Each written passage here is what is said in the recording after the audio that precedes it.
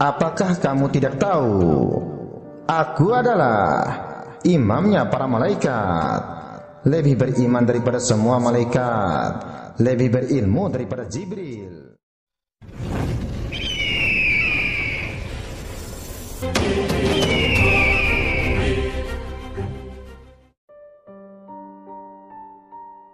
Bismillahirrahmanirrahim. Assalamualaikum warahmatullahi wabarakatuh.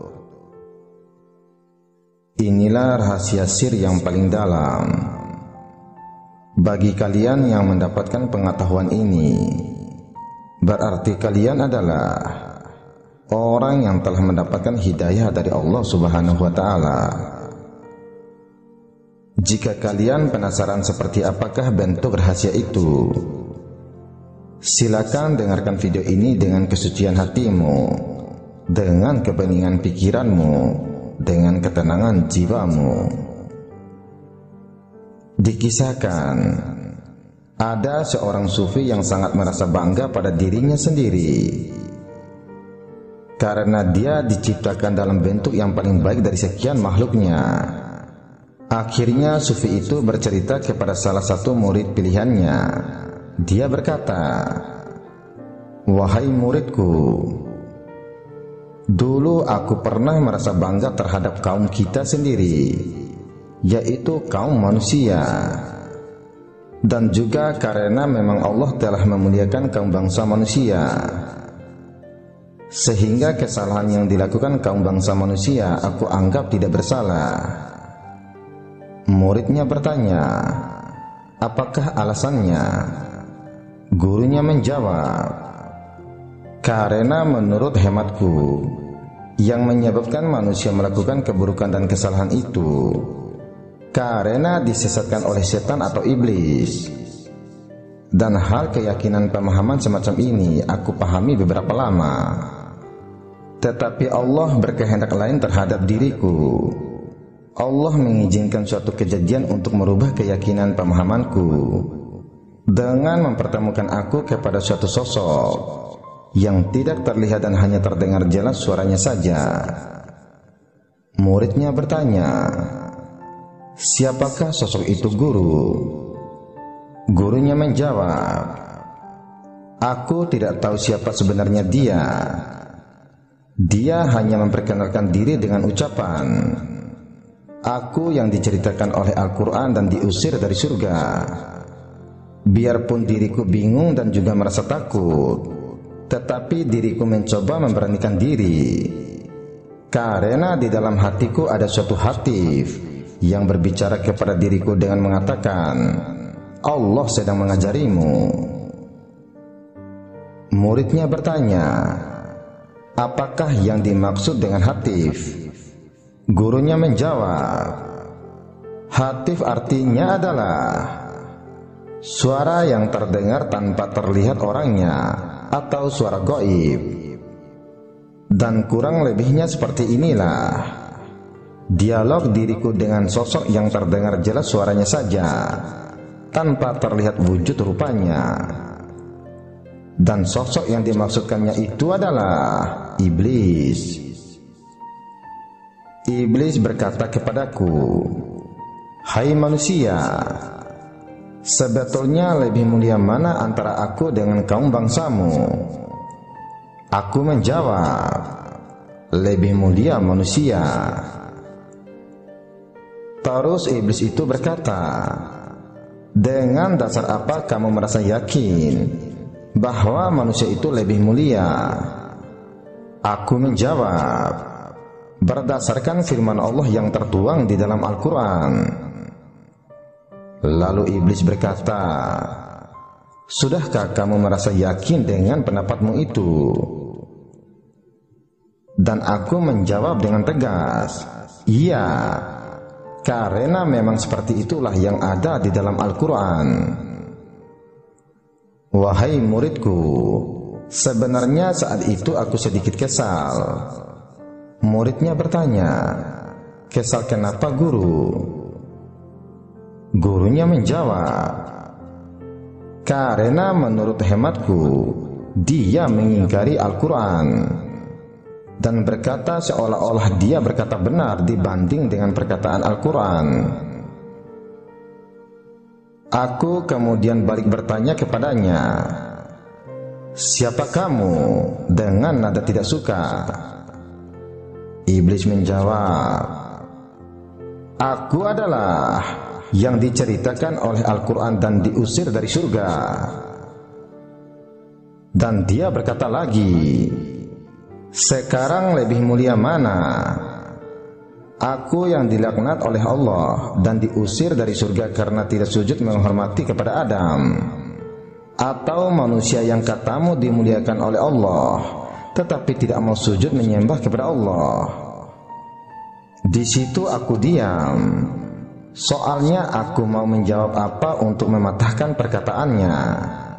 Dan dia berkata lagi, "Hai manusia, perlu kamu ketahui, dahulunya manusia sebelum manusia diciptakan dari unsur tanah, yang mana manusia diciptakan dari unsur-unsur lain yang lebih kuat selain dari unsur tanah. Sungguh aku telah memerangi dia dikarenakan kedurhakaannya." Dan dikatakan lagi, "Apakah kamu melihat diriku sebagai seorang yang durhaka kepada Allah dan mengingkarinya? Dan apakah juga kamu melihat diriku sebagai seorang yang tidak taat kepada Allah? Kamu baru sedikit taat saja sudah mau menyerupai aku saja. Hai fulan, tidak akan bisa kamu menandingi ketaatanku kepada Allah yang pernah aku lakukan." Di saat aku mendengar perkataan itu, diriku merasa bagikan tersambar petir oleh perkataannya, dan bungkam tiada bisa berkata-kata lagi.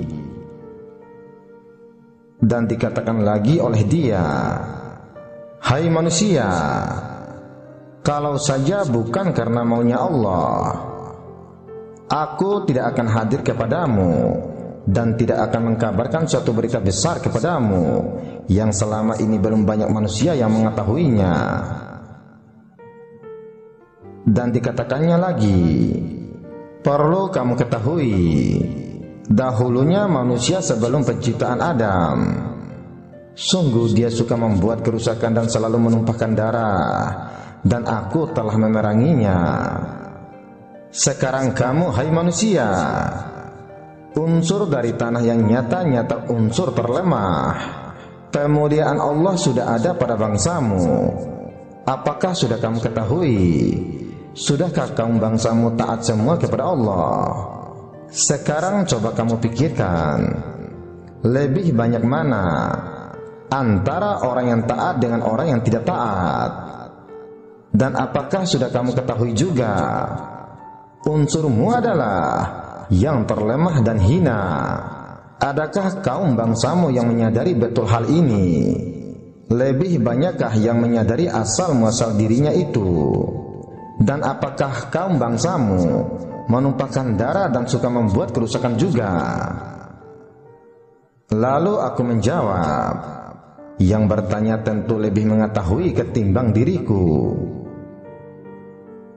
Lalu iblis itu berkata, "Perlu kamu ketahui, untuk menyesatkan kaum bangsamu bukan hal yang sulit bagiku, kecuali orang-orang yang mukhlis dari kaum bangsamu. Dan sebenarnya tiada hasil apa-apa bila aku menggoda mereka." Lalu iblis itu berkata lagi, "Untuk menyesatkan kaum bangsamu, aku tiada merasa kepayahan dan kesulitan, dikarenakan unsur-unsur yang terbentuk pada kaum bangsamu.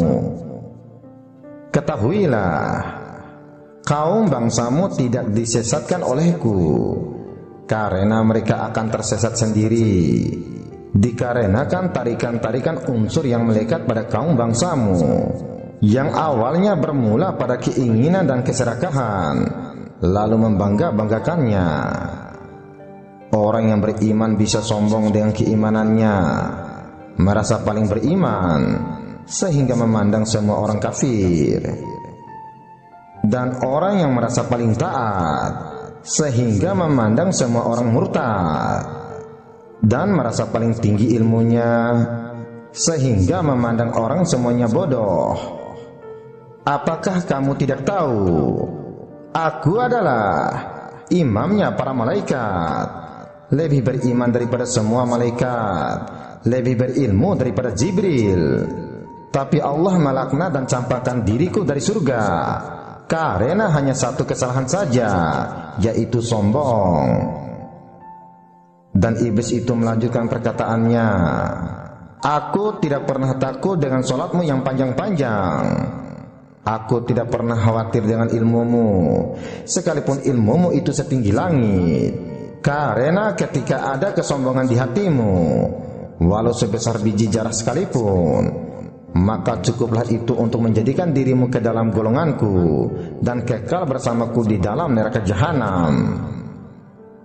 Lalu diriku tergerak ada suatu keinginan bertanya kepadanya, tetapi ada suatu suara gaib yang muncul dari dalam hatiku yang mencegah diri aku untuk bertanya kepadanya. Hatif atau suara gaib tersebut mengatakan, dengarkanlah saja, biarpun dia berkata benar, tetapi perkataan benarnya dia pun bisa menyesatkanmu. Dan jangan meminta nasihat kebaikan dari dia, biarpun dia memberikan suatu nasihat berupa anjuran kebaikan ataupun pemberitahuan godaan-godaannya, yang mana dirimu disuruh dia untuk menghindarinya. Ketahuilah, kebaikan agamamu bukan terletak pada perkataan dia, tetapi terletak pada perkataan Allah dan Rasulnya.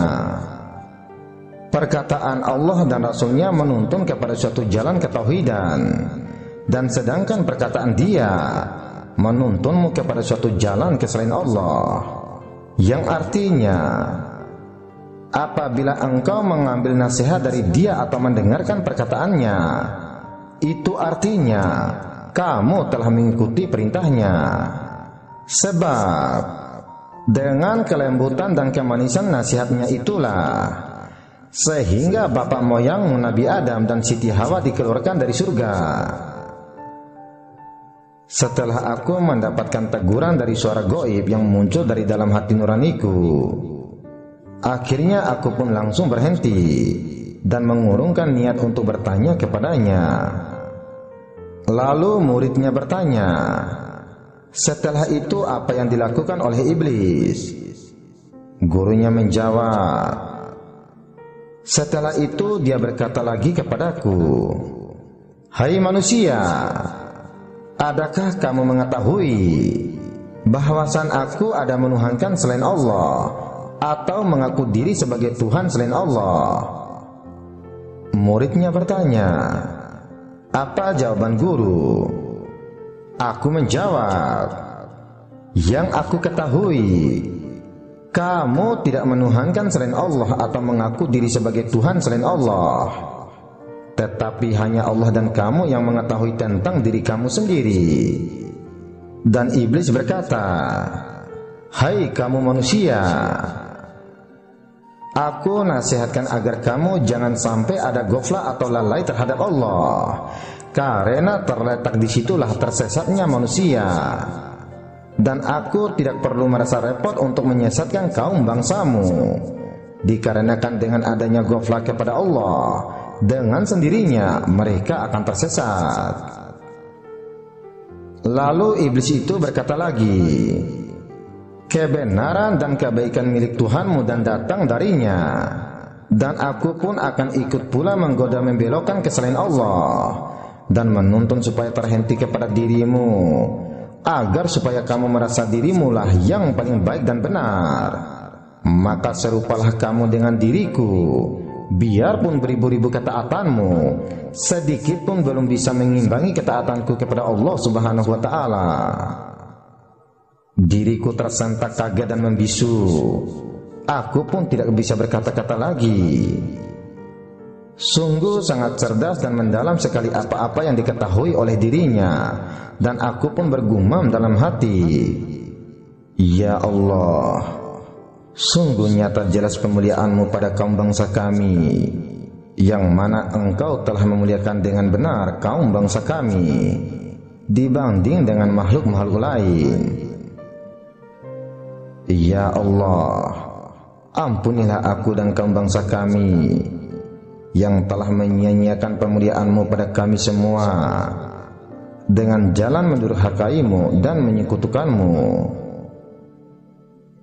Lalu iblis itu berkata, "Hai kamu manusia, sengaja Allah menjadikanku dan pasukan-pasukanku sebagai musuh-Mu, supaya kamu berlindung kepada Allah dan ingat terus kepadanya. Terlihatlah olehmu bahwasannya aku juga sebenarnya taat kepada Allah." Saat dia berkata seperti itu, diri aku ingin menjawab, tapi dilarang oleh suara gaib dalam hatiku dengan mengatakan, "Hai fulan, diamlah engkau dan dengarkanlah ini." Biarpun dia berkata benar, tetapi dia sengaja mengarahkanmu supaya kamu memihak kepadanya, sehingga kamu ikut pula membenarkan perkataannya yang tanpa kamu sadari nantinya kamu akan menyalahkan Allah Subhanahu wa Ta'ala. Perhatikanlah, awalnya dia menasihatimu dengan suatu saran kebaikan, tetapi dia membuat perangkap buatmu juga yang arahnya kepada penyesatan. Ketahuilah, ada suatu hikmah yang besar dan Allah lebih mengetahui tentangnya, dan kamu tiada mengetahui apa yang telah dia lakukan selama hidupnya. Dengarkan saja perkataannya. Dan dikatakan lagi oleh iblis kepadaku, "Ketahuilah olehmu, aku dan pasukan-pasukanku tidak bisa melihat diri-diri mereka yang di dalam dirinya ada suatu zikir kepada Allah, yang mana zikirnya ditujukan hanya kepada Allah. Sebagaimana sebagian besar dari mereka tidak bisa melihat aku, tetapi aku tidak ada rasa khawatir untuk tidak bisa menggodanya lagi, karena aku telah mengetahui bahwasannya dalam penyempurnaan penciptaan kaum bangsamu, Allah telah menitipkan pula suatu rasa kebosanan, sehingga ketika melemahnya suatu zikir pada diri mereka, seketika itu aku akan langsung membelokkannya ke segala arah, yang akhirnya ingatannya menuju ke selain Allah." Lalu dia berkata lagi, "Hai manusia, adakah kamu mengetahui dengan jalan apa kamu bisa membentengi aku dan pasukan-pasukanku, padahal diriku dan pasukanku tidak bisa kamu lihat, yang mana diriku dan pasukan-pasukanku menyerangmu dari luar dan dari dalam dirimu pula. Yang serangan dari luar itu, aku serang dirimu dari arah depan, belakang, kanan dan kiri. Adapun serangan dari dalam, ku serang dirimu di peredaran aliran darahmu. Adakah kamu mengetahuinya?" Pada saat itu diriku belum diberi bimbingan tentang hal itu dan hanya menjawab, "Allah beserta Rasulnya yang mengetahuinya dan juga orang yang mengikutinya." Lalu iblis itu berkata lagi, "Ingat dan ingatilah olehmu, telah dijadikan oleh Allah buatmu dan kaum bangsamu. Aku beserta pasukanku dinyatakan sebagai musuhmu, maka nyatakanlah sebagai musuhmu, jangan malah mendekatiku. Perlu kamu ketahui, aku tersenyum ketika melihat dari kaum bangsamu, ketika diri mereka mengatakan benci kepadaku, tetapi perilaku mereka malah menyetujui mengikutiku. Dan aku tidaklah menyesatkan mereka, tapi mereka sendirilah yang menyesatkan diri mereka. Aku dan pasukan-pasukanku hanya sebatas batu ujian buat menguji kamu dan kaum bangsamu, dikarenakan kamu dan kaum bangsamu mencintai selain Allah, dan aku berlepas diri dari apa yang kamu dan mereka perbuat. Dan aku hanya bisa berkata, inikah makhluk yang dimuliakan oleh Allah, yang dilebihkan dibanding makhluk-makhluk yang lain?" Kemudian setelah berkata seperti itu, tidak lama kemudian tidak terdengar lagi suara dirinya, Dan sepeninggal dari percakapan tersebut, diriku diliputi oleh 3 suatu perasaan, yaitu rasa menyesal, rasa malu, dan rasa ketiadaberdayaan. Muridnya berkata, "Bisakah guru menjelaskan satu persatu tentang perasaan itu?" Gurunya menjawab, "Insya Allah bisa. Yang pertama, rasa menyesal dikarenakan telah menyalahkan dirinya, dan juga karena merasa telah menyombongkan diri dengan mengatakan bahwa manusia adalah makhluk yang paling mulia, bukan makin bersyukur kepada Allah karena dimuliakan olehnya, tetapi malah membuat lupa diri, sehingga bangga diri dan merendahkan makhluk lain. Yang kedua, rasa malu dikarenakan diri telah menyia-nyiakan pemuliaan Allah dengan jalan mendurhakainya, bukan malah bersyukur dan mentaatinya. Dan yang ketiga, rasa ketiadaberdayaan, yaitu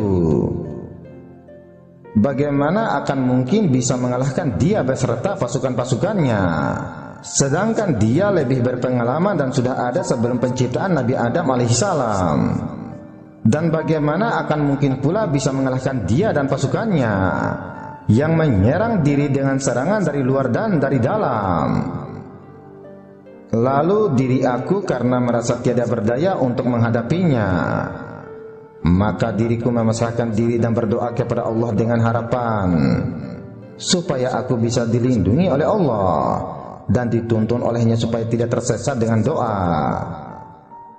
Ya Allah, dengan hak Muhammad, aku berlindung kepadamu darimu. Sesungguhnya Engkau telah mencobai nenek moyang dan pendahulu-pendahulu kami, dan juga akan pula mencobai diri kami dengan musuh yang dapat keluar masuk lalu lalang ke dalam tubuh kami, yang dia beserta golongannya dan pasukannya dapat berjalan pada peredaran aliran darah dalam tubuh kami, dan juga dapat melihat kami di mana kami tidak dapat melihat mereka, dan turut pula menyerang kami dari arah depan, belakang, kanan dan kiri. Maka jika Engkau tidak menolong kami, merahmati kami, dan menunjuki kami dalam menghadapi godaan-godaan keburukannya, serta melindungi kami dari kejahatan-kejahatan dirinya, maka kami hukum diri kami sendiri sebagai seorang yang sangat merugi dan tersesat. Tiada daya upaya dan kekuatan kecuali dengan bantuan-Mu ya Allah." Maka setelah berdoa memohon pertolongan dan perlindungannya, lalu suara gaib dalam hati nuraniku dan memberitahukan kepadaku dengan mengatakan, "Janganlah kamu bersedih hati, karena Allah menyertai orang-orang yang berlindung kepadanya. Perlu kamu ketahui, untuk masalah bentuk penyerangan mereka kepadamu, janganlah kamu memahami serangan mereka terhenti pada bentuk serangan yang nampak saja, tetapi pahami pula serangan yang tersembunyinya juga, yang berupa tuntunan-tuntunan halusnya mereka yang akan diarahkan ke selain Allah. Adapun bentuk serangan yang nampak adalah berupa terlihatnya golongan mereka olehmu karena oleh suatu sebab yang mana mereka menunjukkan untuk menakut-nakutimu atau mengganggumu supaya dirimu celaka atau tersesat, dan itu pun sebenarnya atas izin Allah juga, supaya dirimu berlindung terus kepada Allah, dan sebagai ujian buatmu supaya dirimu selalu mendekatkan diri kepada Allah Subhanahu wa Ta'ala. Dan bentuk serangan yang tersembunyinya adalah berupa suatu upaya mereka agar selalu tertuntunnya dirimu oleh mereka untuk diarahkan ke selain Allah, yang mana dirimu akan terus dibentuk oleh mereka dan dijadikan sesuai seperti menurut apa yang mereka inginkan dan mereka kehendaki.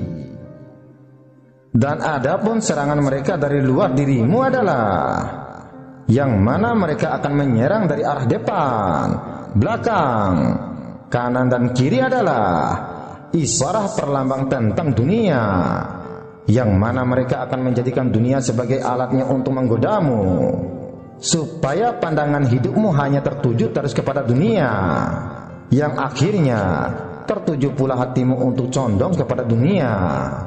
Padahal hati adalah tempat pendidikan Allah.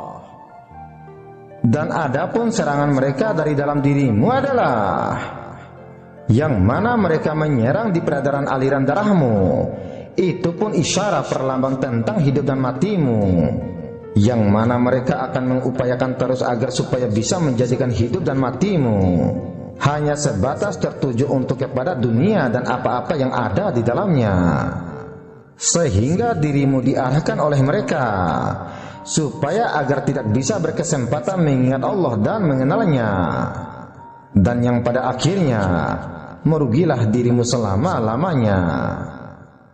Ketahuilah, sesungguhnya mereka hanya diperuntukkan bagi seseorang yang banyak lupanya kepada Allah, yang hatinya lebih mencintai kepada selain Allah, dan terhadap muslim yang beriman lagi berserah diri kepada Allah, mereka tidak bisa menipunya atau tidak bisa menyesatkannya.